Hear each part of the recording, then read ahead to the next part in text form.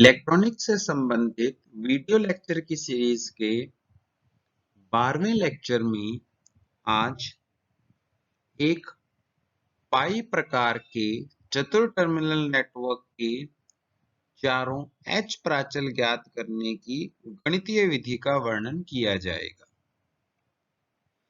पूर्व के video lecture में एक टी नेटवर्क के लिए चारों एच प्राचल ज्ञात करने की विधि का वर्णन किया गया था।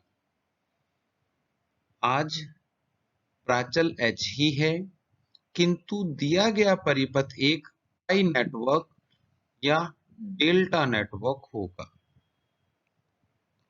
चारों प्राचल HI, HR, HF और HO की मूल परिभाषा को ध्यान में रखते हुए अपने गणितीय विधि से न्यूमेरिकल सॉल्व करेंगे। उसके लिए एक एग्जांपल के साथ आज स्टार्ट करते हैं। फर्स्ट स्लाइड में एक चतुर टर्मिनल नेटवर्क दिया गया है जिसमें 5 ओम, 1 ओम तथा 6 ओम के 3 प्रतिरोध पाई नेटवर्क का निर्माण कर रहे हैं। सिरे एक एक निवेशी हैं, सिरे दो दो निर्गम हैं और अपने को इन्हीं सिरों के सापेक्ष एच प्राचल ज्ञात करने हैं। तो सर्वप्रथम एच प्राचल की परिभाषा लेते हैं। एच प्राचल की परिभाषा के अनुसार V1 बराबर HI1 plus HRV2, I2 equal to HFI1 plus HOV2। HI परिभाषित करने के लिए सर्वप्रथम V2 को शून्य लेना होगा और किसी भी वोल्टेज को शून्य करने के लिए डायग्राम में ध्यान दीजिए, सिरे दो दो को लघुपथित करना होगा अर्थात 0 ओम के प्रतिरोध के साथ संयोजित करना होगा। यदि 2 को लघुपथित किया है अर्थात यहाँ पर 0 ओम का प्रतिरोध लगाया है तो यह 0 ओम का प्रतिरोध 6 ओम के प्रतिरोध के साथ समानांतर क्रम में होने के कारण इनका तुल्य प्रतिरोध पुनः 0 हो जाएगा। कारण समानांतर क्रम संयोजन में जुड़े R1 व R2 दो प्रतिरोधों का तुल्य प्रतिरोध होता है R1 R2 by R1 plus R2। यहाँ 6 और 0 ओम के प्रतिरोध समानांतर क्रम में है तो 6 गुणा 0 बटे 6 प्लस 0 और 6 गुणा 0 0 होने के कारण ये 6 ओम का प्रतिरोध 0 ओम के साथ समानांतर क्रम में संयोजित होने के कारण प्रभावहीन हो जाएगा, जिससे सिरे एक एक के मध्य तुल्य प्रतिबाधा देखनी हो तो 5 ओम और 1 ओम के दो प्रतिरोध परस्पर समानांतर क्रम में संयोजित होंगे, जिसके कारण तुल्य प्रतिबाधा 5 गुणा 1 बटे 5 प्लस 1 अर्थात 5 बटे 6 ओम प्राप्त होगी। यही मान HI का है। तो HI यानी इनपुट इम्पीडेंस निवेशी प्रतिबाधा शर्त जब V2 0 हो तब उसका मान 5 बटे 6 ओम के बराबर होता है। ये पहला H पैरामीटर है जो एक प्रतिबाधा का गणितीय मान देता है। द्वितीय H पैरामीटर निकालने के लिए पुनः समीकरण V1 बराबर HI1 प्लस HRV2 से स्टार्ट करेंगे। समीकरण लिखी गई है दोबारा आपकी सहूलियत के लिए कि V1 बराबर HI1 प्लस HRV2। यदि HR परिभाषित करना हो तो धारा I1 को शून्य लेना होगा और धारा I1 शून्य होते ही HR का मान V1 बाय V2 हो जाएगा अर्थात निवेशी वोल्टता बटे निर्गम वोल्टता। निवेशी बटे निर्गम होने के कारण ही इसे रिवर्स वोल्टेज गेन या उत्क्रम वोल्टता लाभ कहा जाता है। परंतु इसके साथ एक शर्त जुड़ी है कि I1 का मान 0 होना चाहिए और I1 का मान धारा शून्य करने के लिए दोनों सिरों के मध्य किसी प्रकार का कोई भी प्रतिरोध संयोजित नहीं होना चाहिए। इस आधार पर सिरे एक एक को खुला रखा गया है। एक एक सिरे को यदि खुला रखते हुए अपने सिरे दो दो के मध्य तुल्य प्रतिबाधा ज्ञात करना चाहें तो यहाँ 1 ओम और 5 ओम, डायग्राम में ध्यान दीजिए 1 और 5 ओम ये दोनों श्रेणी क्रम में होने के कारण परिणामी प्रतिरोध 6 ओम का बनाएंगे और ये 6 ओम परिपथ में संयोजित 6 ओम के साथ समानांतर क्रम में होने के कारण तुल्य प्रतिरोध 6 गुणा 6 बटे 6 प्लस 6। नियम वही है R1 R2 by R1 plus R2। उसी नियम से परिणामी प्रतिबाधा 3 ओम उत्पन्न कर देंगे। अपनी शर्त थी कि I1 शून्य होना चाहिए, वो अपनों ने सिरों को खुला के कर लिया। उस स्थिति में निर्गम सिरों के मध्य तुल्य प्रतिबाधा 3 ओम प्राप्त होगी। यदि निर्गम से प्रवाहित धारा देखी जाए तो V2 by Z से V2 by 3 एम्पियर की अपने पास धारा प्राप्त होगी। यह धारा I2 सिरे 1 पर आकर 2 भागों में विभक्त होगी। अपने को वह धारा चाहिए जो 5 ओम की तरफ आए, क्योंकि फाइनली अपने को V1 ज्ञात करना है। तो उसके लिए 1 ओम अथवा 5 ओम में से प्रवाहित धारा ज्ञात करनी होगी, जिसका सामान्य सूत्र अपने पूर्व में परिभाषित किया जा चुका है कि कुल धारा I2 जो संयोजन बिंदु की तरफ या संधि बिंदु की तरफ आ रही है वह I2 है, इनटू समानांतर में जो लगा प्रतिरोध 6 ओम, क्योंकि अपने धारा 1 ओम में से निकालना चाहते हैं तो इसके समानांतर में लगा हुआ प्रतिरोध 6 ओम है, बटे सभी प्रतिरोधों का जोड़ 6 + 5 + 1 करेंगे वापस 6 ही आएगा, अर्थात टोटल 12 हो जाएगा। इससे I1 का मान I2 by 2 अर्थात आने वाली धारा I2 आधी 1 ओम की तरफ जाएगी और आधी 6 ओम की तरफ जाएगी। यह I2 by 2 पूरी की पूरी धारा पुनः 5 ओम में से प्रवाहित होगी, क्योंकि सिरे एक खुले हैं तो 5 ओम में से प्रवाहित धारा का मान भी I2 by 2 ही होगा। और I2 का मान यदि V2 के पदों में रखें तो V2 by 3 रखने पर ये V2 by 6 हो जाएगा, जिससे सिरों एक एक के मध्य विभवांतर V1 बराबर I1 × 5, क्योंकि V1 का मान उतना ही होगा जितना 5 ओम के सिरों पर विभवांतर है। समानांतर क्रम संयोजन में विभवांतर हमेशा समान बना रहता है, उसी नियम का यहाँ पर प्रयोग किया गया है। I1 का मान V2 by 6 लिखें, जिससे V1 by V2 का मान 5 by 6 हो जाएगा, अर्थात रिवर्स वोल्टेज गेन 5/6 के बराबर होगी। तीसरा है अपने पास HF। HF ज्ञात करने के लिए निश्चित रूप से आपको द्वितीय समीकरण I2 की हेल्प लेनी होगी। तो नेक्स्ट स्लाइड I2 के समीकरण से स्टार्ट करेंगे।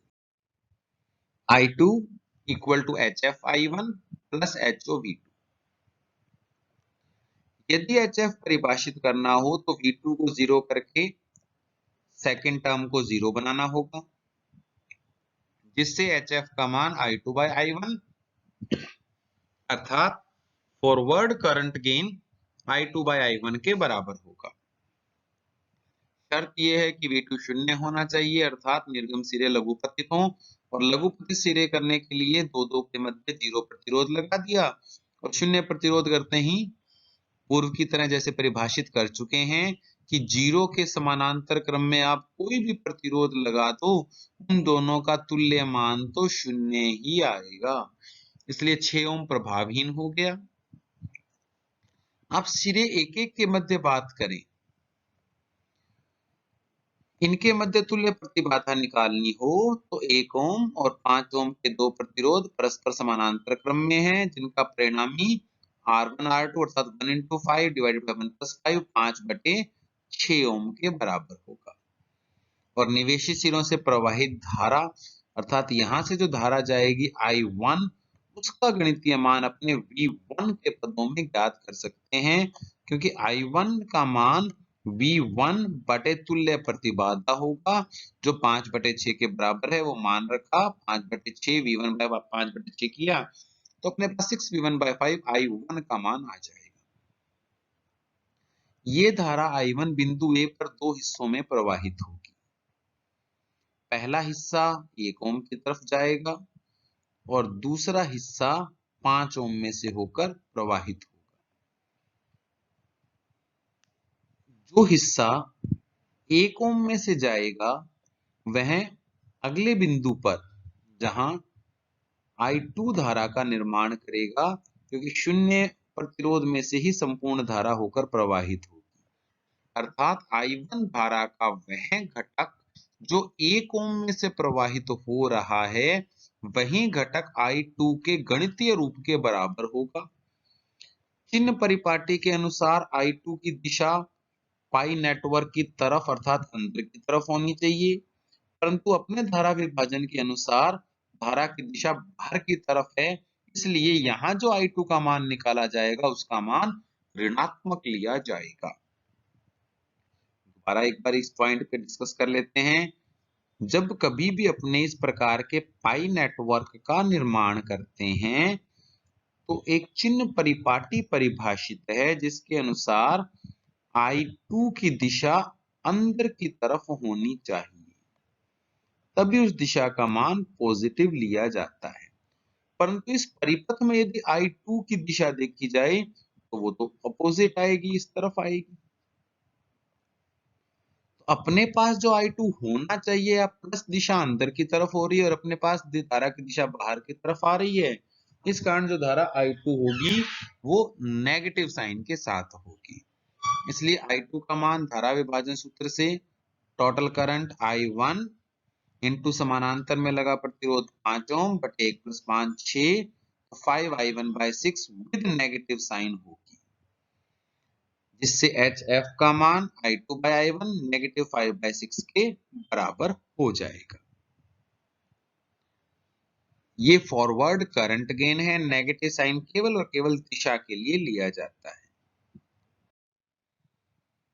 अब HO ज्ञात करने के लिए I2 = HFI1 + HOV2, HO ज्ञात करने के लिए HO = I2/V2 जब I1 0 हो, अर्थात निवेशी सिरे खुले रखे हों, उस स्थिति में सिरे दो के मध्य धारा बटे वोल्टता अर्थात प्रवेश्यता का मान HO के बराबर होगा। यदि सिरे को खुला रखा जाए तो 5 और 1 6 ओम प्रतिरोध श्रेणी क्रम में, और इस 6 ओम के समानांतर क्रम में दूसरा 6 ओम होने के कारण 6 × 6 बटे 6 + 6 नियम से R1R2/R1 + R2 नियम से तुल्य प्रतिरोध 3 ओम का होगा।